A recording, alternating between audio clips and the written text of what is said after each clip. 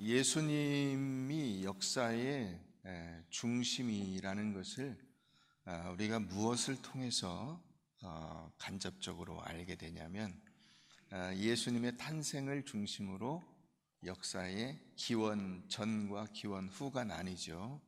그래서 흔히 이제 약자로 BC 이렇게 쓰는데 Before Christ로 그 표시를 하고, 그 다음에 AD는 아노 도미니, 그래서 이건 라틴어인데요. 주님의 해 이런 뜻입니다. 그 주님의 해 이후로 나뉩니다. 주님이 탄생하신 그 날짜 이후. 그래서 예수님의 탄생이 중심이 돼서 그 이전과 예수님의 탄생 이전, 그래서 주전, 주후 이렇게 표기하기도 합니다. 그렇게 역사를 나누는 것이죠. 그런 점에서 우리가 생각을 해보면 여러분들의 인생은 예수님을 알기 전과 예수님을 안 후로 구분이 되세요? 그게 구분이 되신다면 참 감사한 일인데, 거의 구분이 안 된다면 그건 또 우리가 생각하면서 앞으로 그렇게 될 수 있도록 애써야 되지 않겠나 하는 생각을 해보게 됩니다.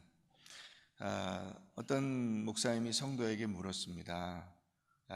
당신은 예수님을 확실히 믿습니까? 우리 이제 성도의 다짐처럼 그렇게 물었더니, 예, 믿습니다. 그러면 예수 믿기 전에는 당신은 어떤 사람이었나요? 저는 죄인이었습니다. 그러면 예수를 믿은 다음에는 어떤 사람인가요? 어떻게 변했나요? 여전히 죄인입니다.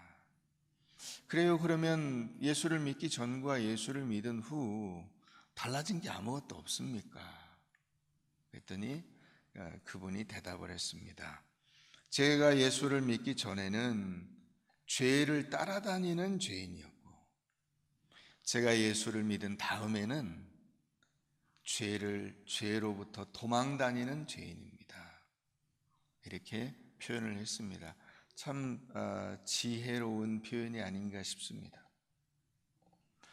오늘 예수님의 그 탄생을, 예수님의 출현을 선포하고 예고하는 이 세례 요한의 선포가 나옵니다. 마태복음 11장에 보면은 세례 요한을 예수님이 누구라고 했냐면 엘리야라고 말씀하십니다. 그는 엘리야다.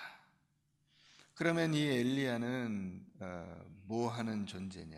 우리가 다음에, 오늘은 시간이 없어서 다 살펴볼 수 없겠습니다만은 다음에 말라기 3장 1절, 말라기 4장 5절 6절 말씀에 보면 거기 이 말씀이 세례 요한이 왜 엘리야인가 하는 것을 우리가 알 수가 있습니다. 요한은 엘리야와 같은 역할을 하게 됩니다. 그래서 심지어는 환경과 외모조차도 엘리야와 비슷하게 가는 것을 보게 되는데, 예를 들어서 세례 요한은 광야에서 사역을 했고, 또 그의 복장도 털옷을 입고 가죽띠를 띠었습니다. 이것이 열왕기하 1장 8절에 보면 엘리야에 대해서 설명을 하고 있는데, 그는 털이 많은 사람인데 허리에 가죽띠를 띠었다, 이렇게 말하고 있습니다. 오늘 우리가 읽은 6절에 보면 나오죠. 요한은 낙타 털옷을 입고 허리에 가죽띠를 띠고 메뚜기와 석청을 먹었다. 이것이 성경에는 그냥 기록된 것이 하나도 없어요. 다 이게 짝이 맞습니다. 왜 이 엘리야가 이렇게, 세례 요한이 이렇게 기록이 됐느냐? 세례 요한의 사역이 엘리야와 굉장히 비슷하다 하는 것을, 심지어는 그 외적인 데까지 연결해서 설명을 하고 있는 것입니다. 우리가 지난주에 이사야 40장을 살펴봤습니다. 이사야 40장 3절 말씀을 오늘 이 말씀이 또 인용을 하고 있습니다. 광야에 외치는 자의 소리가 있어 이르되 너희는 주의 길을 준비하라. 그가 오실 길을 예비하라. 너희는 사막에서 우리 하나님의 여호와의 대로를 평탄케 하라. 여호와의 영광이 나타나고 모든 육체가 그것을 함께 보리라 하는 말씀이 이사야 40장에 나와 있어요. 3절부터 해서 6절 말씀까지 우리가 그것을 볼 수가 있는데, 이 말씀이 예수 그리스도 안에서 성취가 됐다는 거예요. 그 말씀이. 그래서 로마서 1장 2절 말씀에 보면 이렇게 기록하고 있습니다. 로마서 1장 2절, 이 복음은 하나님이 선지자들을 통하여 그의 아들에 관하여 성경에 미리 말씀하신 것이라. 그러니까 그 아들에 관한 말씀이 예수 그리스도 안에서 완전히 정리가 딱 됐다라고 말씀하고 있는 것입니다. 그래서 요한이 뭘 외치고 있냐면 회개하고 복음을 믿어야 된다. 나는 회개의 표시로 물로 세례를 주는데 내 뒤에 오시는 그분 메시아는 불과 성령으로 세례를 주실 것이다. 이렇게 말씀하고 있어요. 자, 그러면 우리가 세례가 뭐냐 하는 것을 한번 보십시다. 고린도전서 10장입니다. 고린도전서 10장.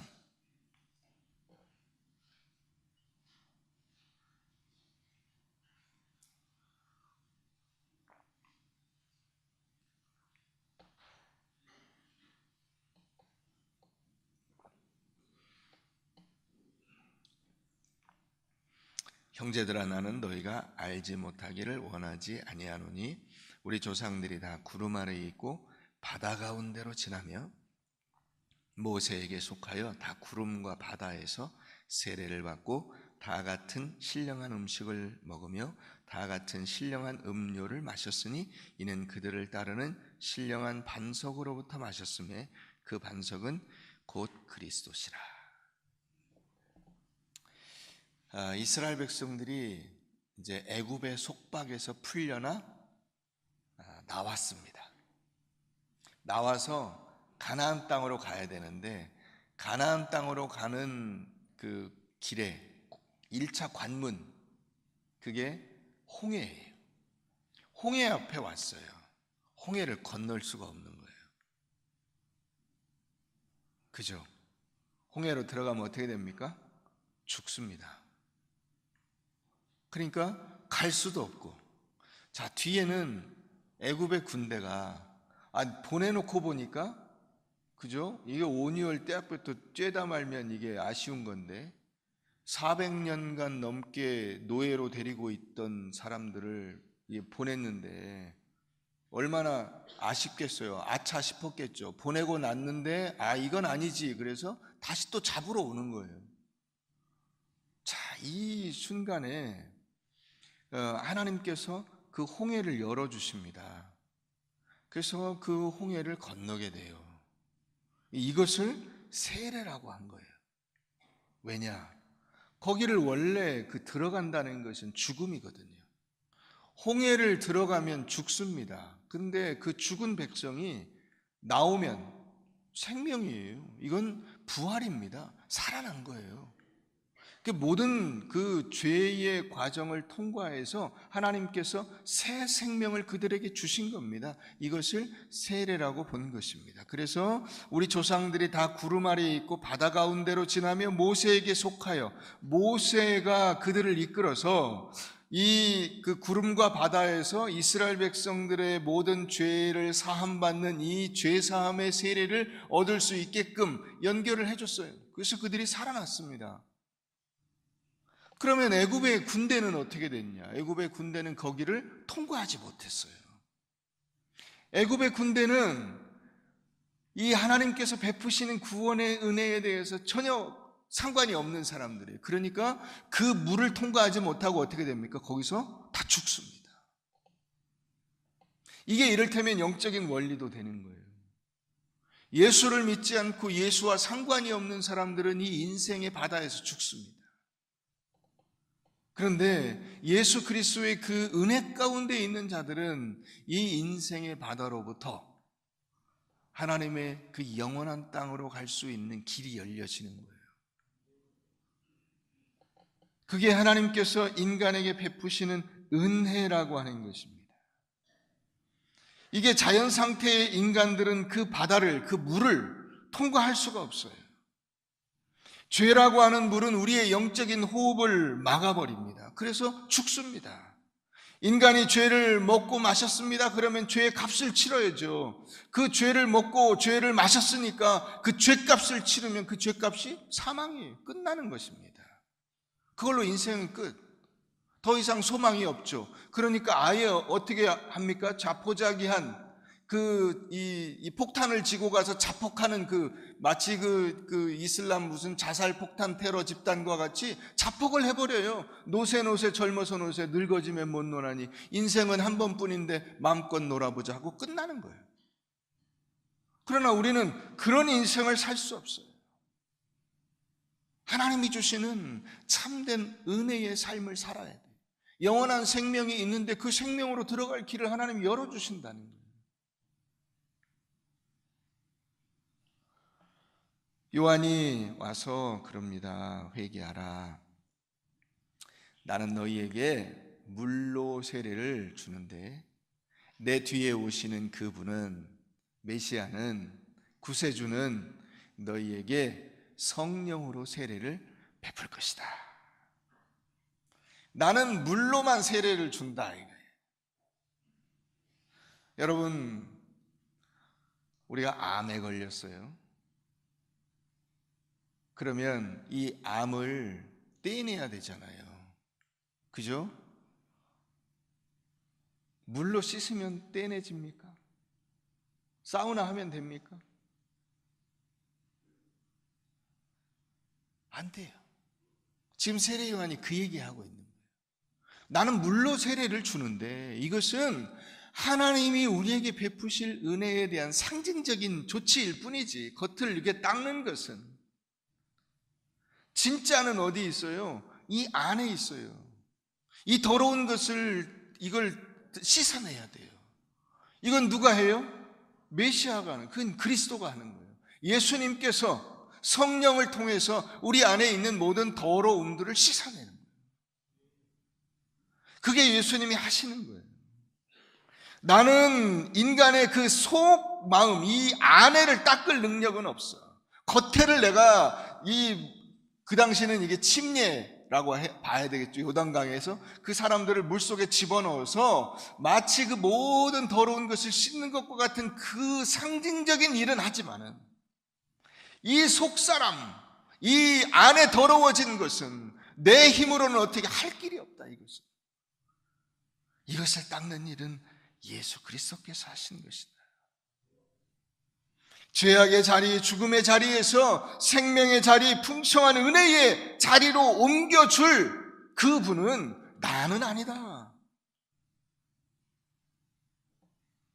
예수님은 불과 성령으로 세례를 준다 그랬어요. 불은 심판이에요. 성령은 은혜입니다.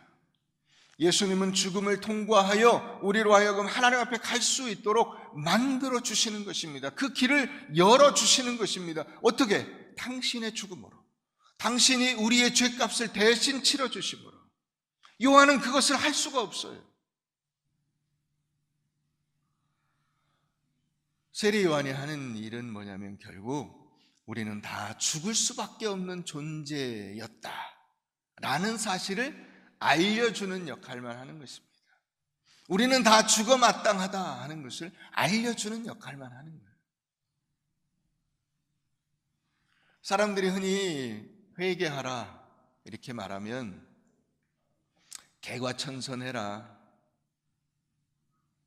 깨끗하고 정직하게 살아라, 이렇게 바로 이해를 해버립니다. 근데 그보다 좀 우리가 여기에는 깊은 이해가 있어야 됩니다. 다시 말하면 너 회개해야 돼, 너 예수 믿고 회개해야 제대로 사는 거야, 이렇게 얘기해요. 그런데 이게 어떤 위험성이 있냐면 열심히 깨끗하게 바르게 살아서 그걸로 하나님 앞에 가는 것과 같은 그런 착각을 일으키게 할 수가 있어요. 그렇게 하면 바리새인이 되는 거예요. 하나님의 말씀대로 살아야지, 십계명대로 살아야지, 성경 말씀대로 실천해야지, 그래야 구원받아. 아니에요. 그렇게 하는 것은 바리새인의 삶이에요. 구원은 그것과 상관없이 우리에게 이미 주어졌어요. 우리는 잘못하면 회개와 믿음이라는 것을 인격적인 존재인 하나님과의 관계로 이해하지 못하고 그것을 자꾸만 도덕 윤리적인 개념으로 이해를 하는 경우가 있어요. 바른 생활 해야 된다는 거야. 그래야 하나님이 너를 제대로 보시고 너 그래야 하나님께 인정을 받을 수 있어. 이렇게 얘기하는 거예요. 아니에요. 우리가 그렇게 구원받는 거 아닙니다. 그렇게 되면 바리새인이 된다니까요. 수천 년간 이스라엘 백성들이 그렇게 살아온 거예요. 계명을 지켜야 돼. 십계명. 그걸 다시 213개의 계명으로 나눠서 정리하고 그것을 다시 613개의 계명으로 쫙 정리해서 그래서 그거 하나하나를 철저히 지켜가. 이렇게 해서 하나님 앞에 갈 수 있다. 아니, 그게 안 된다는 것이 입증된 거잖아요. 결국 이스라엘 백성들의 역사는 그게 불가능하다는 것이 입증된 역사예요. 그래서 예수님이 오신 거예요. 더 이상 이 방법으로는 불가능하다. 인간을 꽁꽁 묶고 있는 그 죄의 그 결박을 예수님이 와서 칼로 그냥 단번에 딱 끊어버리시고 풀어주신 거예요. 에베소서 2장을 우리 한번 가보십시다. 에베소서 2장 신약 311페이지입니다.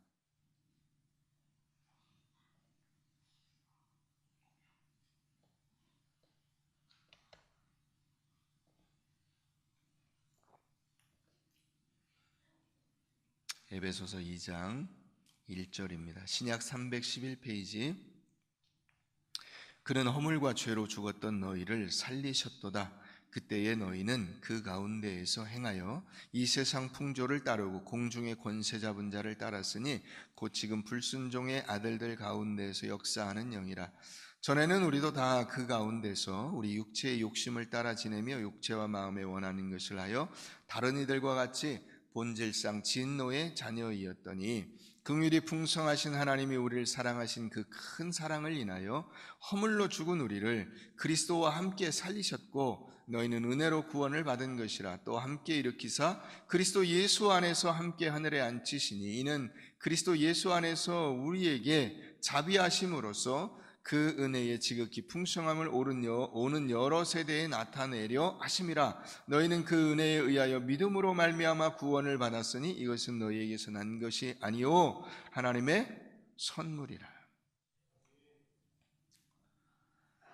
1절에 뭐라고 되어 있어요? 그는 허물과 죄로 죽었던 너희를 살리셨도다. 그냥 단번에 선언이 딱 돼버렸어요. 우리가 깨끗하게 살고 도덕적으로 살고 양심적으로 살고 예수 믿으니까 똑바로 살아야지 그렇게 살아서 그래서 하나님이 구원의 은혜를 주신 거냐? 아니에요. 그런 거에 대해서 아무 생각도 없고 의지도 없고 그러려는 그 마음의 어떤 눈꼽만큼도 그런 그 어떤 충동을 받은 적도 없어요. 그냥 내 맘대로 살고 있었어요. 그런데 그 허물과 죄로 인해서 죽어 있었던 그 상태에서 예수 그리스도께서 오셔서 십자가를 지심으로 우리를 그냥 살려주셨다는 거예요. 그냥 살려주신 거예요. 그래서 이걸 은혜라고 하는 것입니다. 받을 자격도 없고 의지도 없고 능력도 없고 아무것도 없는 죽어 마땅한 이들에게 하나님이 그 새 생명의 은혜를 베풀어 주신 거예요. 여러분, 그러니까 우리가 지난주에 이사야 40장에서 또 오늘 그 마가복음 1장에서도 나옵니다마는 뭐라고 돼 있어요? 주의 길을 준비하라. 그의 오실 길을 곧게 하라. 우리가 아까 교동문에서도 읽은 누가복음 3장에서도 똑같은 말씀이 나오죠. 이게 다 같이 연결이 되어 있어요. 자, 하나님께서 그 하나님의 백성들을 잡고 있는 그 권세자들에게 그것이 또 의미하는 바는 뭐냐면 우리를 잡고 있는 영적으로는 죄라는 것이에요. 그 죄에게 하나님이 명령하시는 거예요. 골짜기마다 도두어지며 산마다 언덕마다 낮아지며 고르지 아니한 곳이 평탄하게 되며 험한 곳이 평지가 될 것이요 여호와의 영광이 나타나고 모든 육체가 그것을 함께 보리라. 우리 보고 골짜기를 메꾸어라, 산을 깎아라, 다리를 놔라, 그런 말씀을 하시는 게 아니에요. 하나님이 뭐라고 하시냐면 비켜라 하는 거예요. 비켜라. 자, 내가 나간다. 내가 너희를 구하러 간다. 너희는 내 백성들을 놔줘라. 내가 다 할 것이다. 골짜기를 누가 돋웁니까? 하나님이 돋우십니다. 산을 누가 깎습니까? 하나님이 깎습니다. 사막이 변하여 그 낙원이 되고 그 사자와 이 양이 같이 노는 이와 같은 세상을 인간이 만듭니까? 아니에요. 인간은 그런 걸 만들어낼 힘이 없어요. 하나님이 만드시는 거예요. 하나님이. 이 은혜를 주신다는 거예요. 그것을 세례 요한이 지금 선포하고 있는 것입니다. 하나님이 찾아오시는 길에 광야야 길을 막지 마라. 사막아 길을 막지 마라. 인간의 한계와 굴곡증, 고난과 아픔과 상처가 예수 믿는데 방해가 되지 않도록 길을 열어라 하고 하나님이 외치시는 거예요. 인간이 노력해서 주님 앞에 간다고요? 전혀 불가능한 거예요. 그는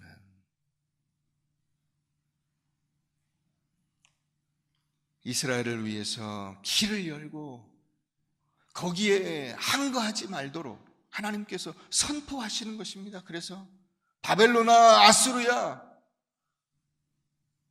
다 비켜라. 니들이 나의 적수가 되겠냐?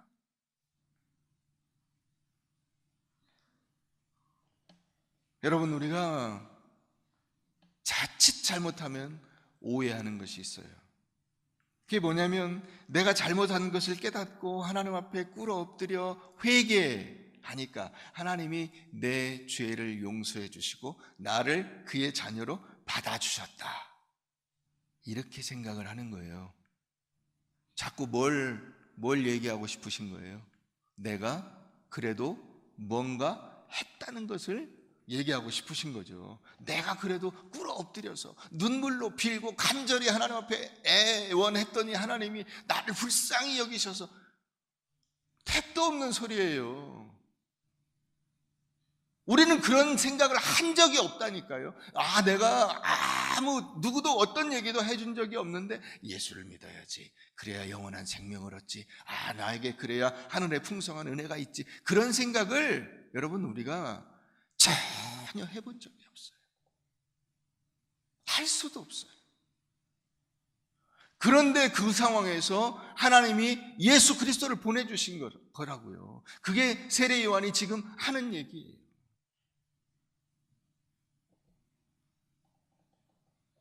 우리는 애초부터 자신의 구원의 필요성을 전혀 인식하지 못하고 죽어가고 있는데 하나님께서 그 긍휼과 자비로 예수 그리스도를 보내서 우리를 꺼내주셨다는 거예요. 내가 아직 죄인 되었을 때에 하나님께서 그 아들 예수 그리스도를 우리를 위해서 내어주심으로 당신의 사랑이 얼마나 크고 놀라운가를 우리에게 알려주셨다는 거예요.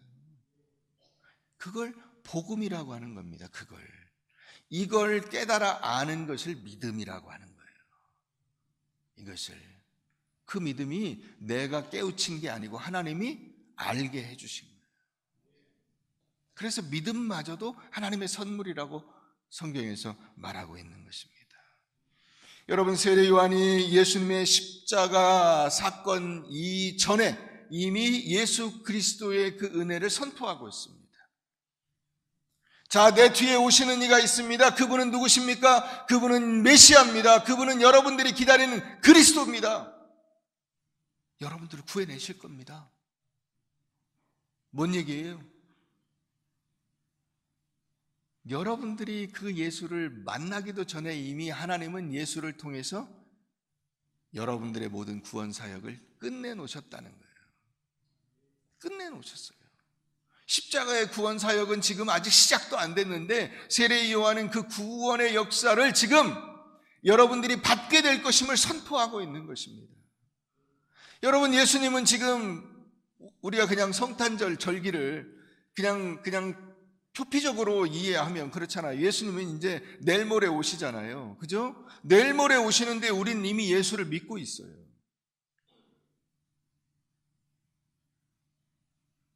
세례 요한의 선포 같은 게 바로 이런 거예요. 예수님은 이제 곧 나타나실 것인데 이미 하나님의 그 은혜는 선포되고 있다고요.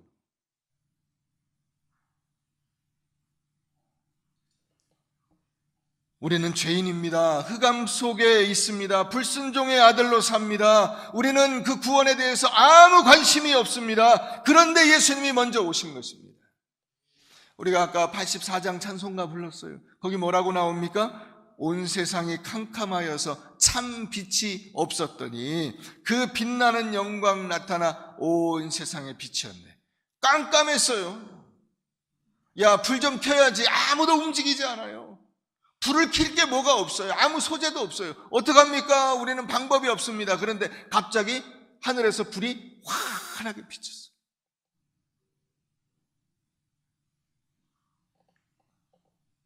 불이 환하게 비쳐서 야, 봐라, 너희가 얼마나 더러운가. 더럽지? 그러니까 세례받아. 이렇게 된 거예요. 세례받아서 예수를 믿고 구원받은 게 아니고 이미 하나님의 구원의 은혜는 우리 위에 임한 거예요. 그 다음에 그것을 확인하는 작업이 뭐냐? 세례예요. 그러면 그 확인을 어떻게 해주신 거냐? 우리가 잘하는 걸 보고? 아니, 잘하나 못하나 상관없이 그냥 홍해를 쓱 지나게 해서 가나안 땅으로 들어가게 해주신다는 거야. 그래서 우리가 이것을 은혜라고 하는 것입니다. 이것을 인간에게 물질이 필요하고 교훈이 필요하고 학식이 필요하고 능력이 필요한 것이 아니라 하나님의 은혜가 필요한 존재라는 사실을 지금 세례 요한이 와서 이야기해주고 있는 것입니다. 세상에 빛이 임했어요. 빛이. 어두움 속에 있는 이 인간에게 더러운 것이 무엇인가도 알지 못하는 인간에게 아무것도 보이지 않기 때문에 그냥 더러움 가운데서 너도 더럽고 나도 더럽고 아이고 이러면 어떠냐 저러면 어떠냐 그러고 살고 있는 우리들에게 갑자기 빛이 쫙, 우리가 더러움 가운데 살고 있었네. 이것을 알게 해주셨다는 거예요.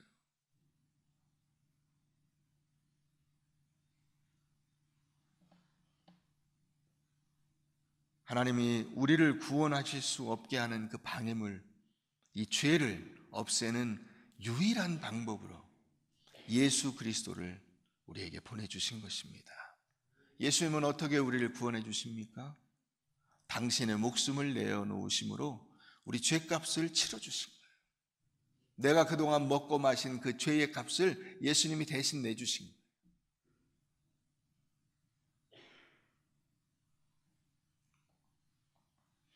하나님은 죄악된 우리를 향해서 아직 아무런 회개도 하지 않고 반성과 변화의 기미가 없는 우리들을 구하려고 내려오신 것입니다.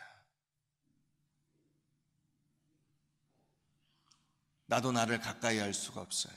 왜? 너무 더러우니까요. 나도 나를 용서할 수가 없어요. 왜요? 너무 죄악되니까요. 그런데 하나님은 이 더럽고 악한 나를 구하러 내려오신 거예요. 그래서 십자가를 치신 거예요. 내가 저지른 그 더러운 죄를 위해서 당신의 목숨을 내놓으셨다고요. 그걸 언제 아셨냐? 세례받기 전에. 우리가 예수를 알기 전에 이미 그 일을 끝내놓으셨어요. 그리고는 와서 뭐라고 하시냐면 야, 회개해야 돼. 이렇게 말씀하시는 거예요.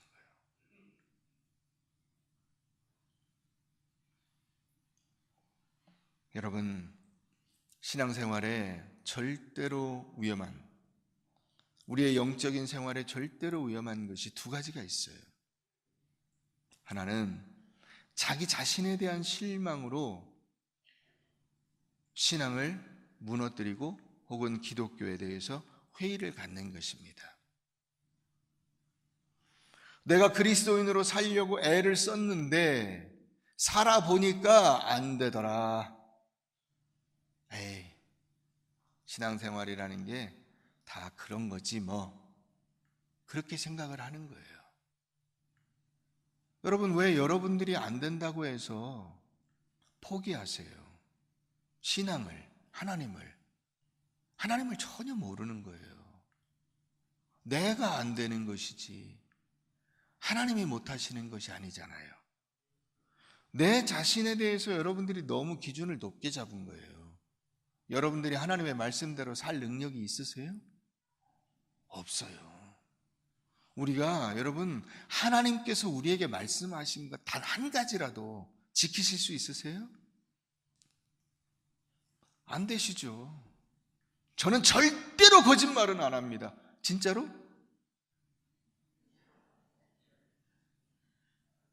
진짜로? 여러분 장담하실 수 있어요? 안 돼요. 절대로 거짓말 안 할 수가 없는 것이 인생이라니까요. 절대로 마음에 미움을 품어본 적이 없습니다. 진짜로? 그게 우리의 연약함이에요. 그렇기 때문에 우리가 그런 나의 연약함을 핑계로 해서 하나님을 의심하거나 하나님의 은혜를 의심하거나 해서는 안 되는 거예요. 왜요? 은혜는 그거보다 훨씬 더 큰 거예요. 은혜라고 하는 것은 우리의 믿음, 우리의 노력, 우리의 열심보다 훨씬 더 큰 거예요. 그거를 덮고 남는 거예요.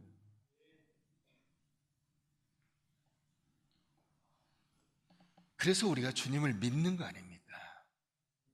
그래서 우리는 안 되기 때문에. 두 번째 위험한 일이 뭐냐면 다른 사람에 대한 실망 때문에 기독교 신앙을 우습게 알거나 혹은 기독교의 회의를 갖는 것입니다. 조금 아까 얘기했잖아요. 내가 안 되잖아요. 자, 한번 따라해 보세요. 내가 안 되면 남도 안 된다. 내가 안 되면 남도 안 돼요. 그렇잖아요? 근데 우리는 어떻게 하냐면 내가 안 되는데 남은 하라고 하는 거야. 여러분, 애들한테 넌 절대로 거짓말하면 안 돼. 그런 얘기 하지 마세요. 여러분들도 거짓말하면서 왜 애한테 거짓말하지 말라 그래? 엄마 아빠는 절대로 인생에 거짓말을 해본 적이 없어. 진짜로? 물어보라니까. 진짜로? 한번 옆 사람한테 한번 물어보세요. 자, 진짜로? 한번 해보세요. 진짜로? 진짜 한 번도 거짓말 해본 적이 없어요? 그 거짓말 진짜예요? 그러니까 우리가 남한테 그거를 강요해서는 안 돼요. 내가 영적으로 안 되는 일을 다른 사람한테는 너 해라! 이렇게 할 수가 없는 거예요. 나를 그럼에도 불구하고 하나님이 용서해 주시고 사랑해 주시잖아. 그러면 그 사람도 하나님이 용서해 주시고 사랑해 주시는 거예요. 그래서 교회는 어떤 곳이냐면 그렇게 용서받고 사랑받는 사람들이 함께 모여서 너도 용서받았냐? 아, 나도 큰일 날 뻔했어. 이걸 나누는 곳이 교회예요. 믿습니까? 그 기쁨과 은혜, 그것을 나누는 곳이 교회인데, 우린 자칫 잘못하면 어떻게 되냐면, 나는 마치 내가 잘해서 용서받은 것처럼, 아무 잘못도 하지 않은 것처럼 하고 남에게는, 너 용서받았지? 너 그러니까 감사한 줄 알아야 돼. 계속 이걸 찌르는 거예요. 그건 위험한 거예요. 그건 바리새인들이 한 거예요. 아, 내가 하나님의 은혜로 구원받았구나. 저 사람도 하나님이 은혜를 베풀어 주셨구나. 감사하잖아요. 우리가 그 어메이징 그레이스, 나 같은 죄인 살리신, 뭐가 놀라워? 주 은혜. 그 은혜는 그 누구 이름 비슷한데? 그 은혜? 그 은혜 아니에요. 주 은혜예요. 주 은혜. 예. 헷갈리지 마세요. 자, 누구의 은혜예요? 주님의 은혜예요. 주님의 은혜. 주님의 은혜 놀라워요. 여러분 이걸 잊지 마셔야 돼. 은혜는 누구 거예요? 주님의 것. 그런데 그 주님이 우리에게 주시는 거예요. 값없이. 주님의 은혜.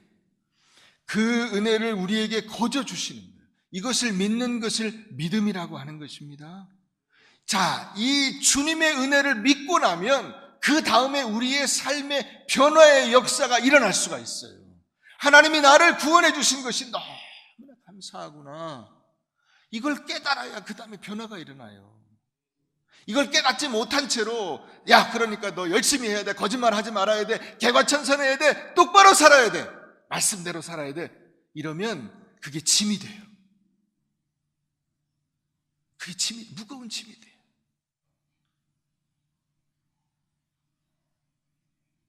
주님의 은혜로 와야 돼요. 주님의 은혜. 결국 모든 것은 은혜예요. 하나님이 내게 베풀어 주신 은혜예요. 우리가 오늘 여기 있는 것이 은혜이고, 우리가 이 시대를 사는 것이 은혜이고, 우리가 예수를 알게 된 것이 은혜이고, 하나님께서 나를 사랑해 주시는 것이 은혜예요. 그 은혜 밖에는 없어. 이것을 세례 요한이 지금 선포하고 있는 거예요. 여러분, 하나님께서 여러분들에게 은혜를 베풀어 주십니다. 그러니 자, 여러분들이 지금 더럽지 않습니까? 회개하고 천국이 가까웠어요. 천국은 어떤 사람들이 가는 곳이에요? 그 은혜 받은 곳이, 그 은혜 받은 사람들이 가는 곳이에요.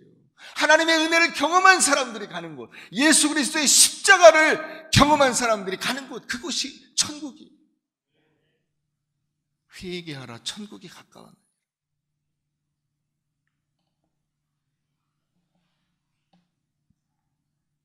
주님의 은혜를 바라보고 오히려 성령의 능력 가운데 변화되어 참다운 기쁨과 능력의 삶을 살아가시기를 주 예수 그리스도의 이름으로 축원합니다.